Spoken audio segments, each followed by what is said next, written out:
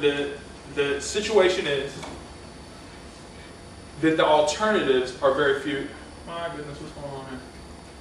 Oh, there we go. Is that right? I think you're good. Is this right? Okay. Sorry. So basically the idea, let's move on here, that there is a huge, obviously there's a huge need and obviously a huge opportunity. But people save for predictable things. People save for things that aren't so predictable, like an emergency, a burial. If we have to bury somebody, it's not a cheap process. It's not cheap in the United States, and it's comparatively very expensive in other countries as well. Where does that money come from? Well, maybe we have to borrow it. Maybe we have to go to friends. Maybe we have to go to the money lender. But we do through other ways. Education for their self, for children or siblings, expanding business to be able to leave something for the person's children. So the idea is that, sure, while in this case, and I want you guys to remember this number, expanding business is 19%. Expanding business is? 19%. Got it. 19%. So people do use this money. People do use savings for investing in their business. Okay? But there are also some other things that we need money for.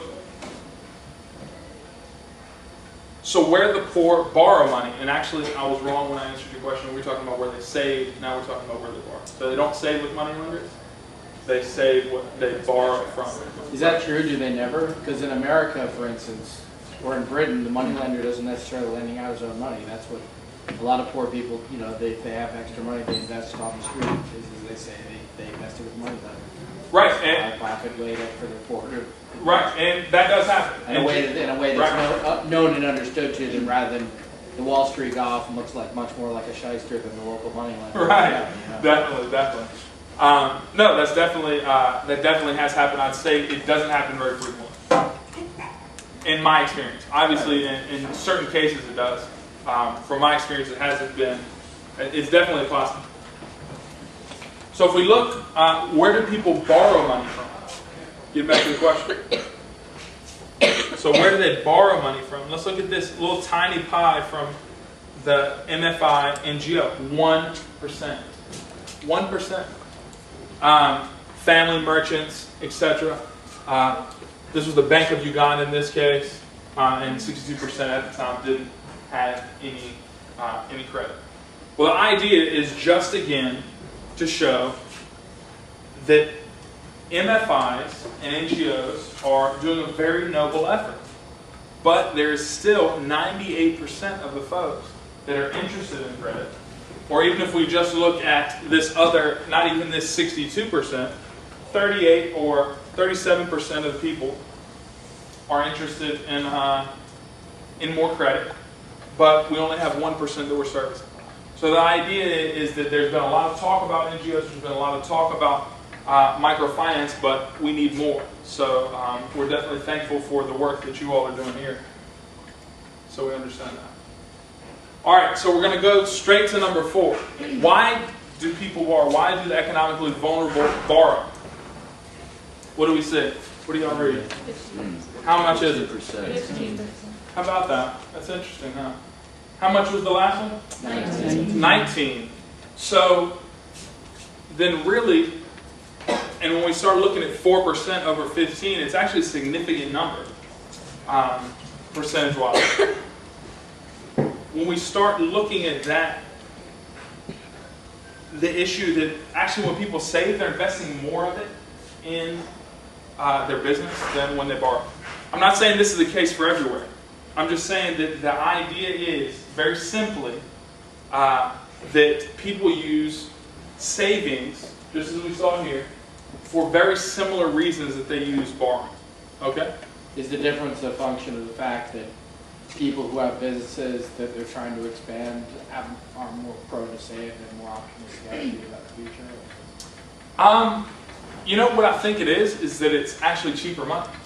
Savings is cheaper because you don't have to pay. Well, there's no interest. You know, let's put that in impeccable media. And for instance, Quotation. yeah, quotation. Thank you. You had a question? So these numbers for why the poor borrow and why they save also from Uganda. They are. Is this a certain like microfinance?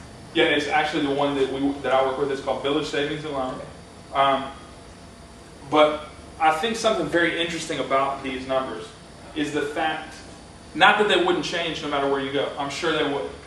But the issue is that what you are going to see is that when we talk about MFIs, say for example, any of them that say, okay, you know what, we are going to say that these people have to invest in their business. Well, what's going to happen?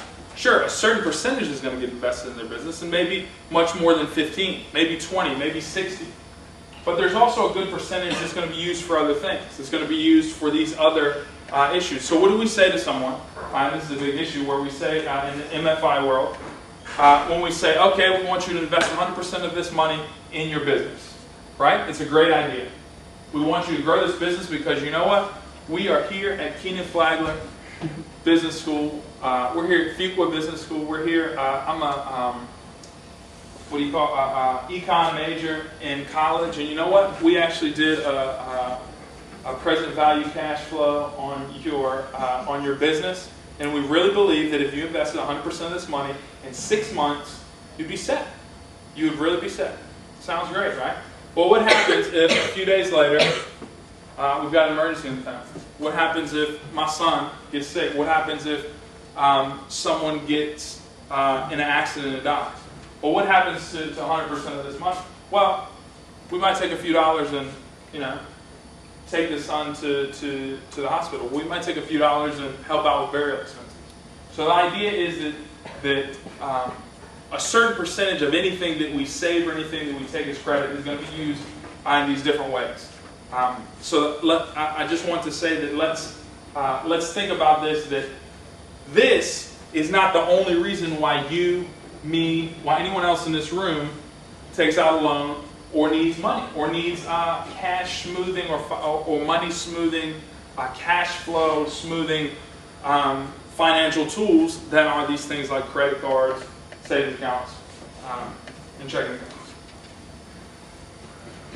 Okay, so I'm actually going to go through this rather quickly, but I want you to understand, we're going to move into a part now where VSL, what is the Village Savings and Loan Association?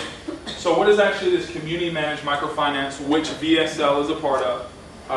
Village Savings and Loan Associates, or Village Savings and Loan Association, which I'll refer to as VSL. What does it look like? So it's self-managed and independent. As we said, these community microfinances formed. It's a small-scale community-based institution that mobilizes and manages its own savings, providing interest-bearing loans to members and offering a limited form of financial insurance. So what does that give us? This is the English spelling, by the way, as in Britain. So what does that tell us? Basically what happens, does anybody know what a cooperative is? How a cooperative functions? Somebody raise their hand. Well, one of the characteristics of cooperatives is that usually the customers or the users of whatever product or service are also the owners of the corporation or the organization. Exactly. So the idea is that, just as we were talking about green, the idea is that we, as a group, all of us in here, own this organization. We're all shareholders in it. We all own part of it. And what do? We invest in it.